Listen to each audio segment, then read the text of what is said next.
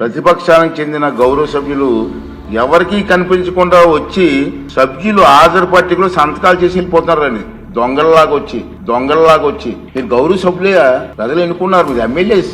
దొంగల్లాగా వచ్చి సంతకాలు పెట్టవలసిన అవసరం ఇచ్చింది కర్మ. ఎమ్మెల్యేగా గౌరవప్రదమైన దీంట్లో ఉండి హాజరు పట్టికలో సంతకం చేసి సభకు ఆ మొహం చాటేయడం వారికి గౌరవాన్ని తగ్గించిందే తప్ప పెంచదని చెప్పి నా తాలూకు అభిప్రాయం.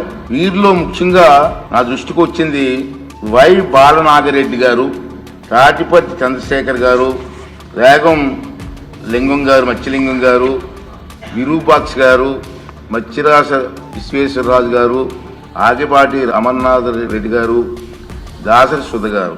మనం చూసాం.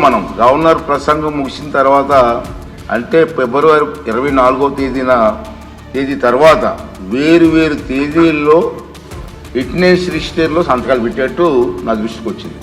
అంత దొంగచాటును వచ్చి ఒక దొంగల మాదిరిగా సంతకాలు పెట్టవలసిన అవసరం లేదు. కానీ వారు ఎవరు కూడా నాకు సభలో కనిపించలేదు. సంతకాలు ఉన్నాయి కానీ సభలో కనిపించారండి మీకు ఎవరికన్నా? నాకైతే కనిపించలేదు. ఇది ఎంతవరకు సమంజసం వారే నిర్ణయించుకోవాలి. మనల్ని ఎన్నుకున్న ప్రజలు మనం ఆదర్శంగా నిలవాలి తప్ప ప్రజలకి, మీకు ఓట్లు వేసిన ప్రజలకి తలవంపులు తెచ్చేదే ప్రవర్తించకూడదని చెప్పి నా అభిప్రాయం.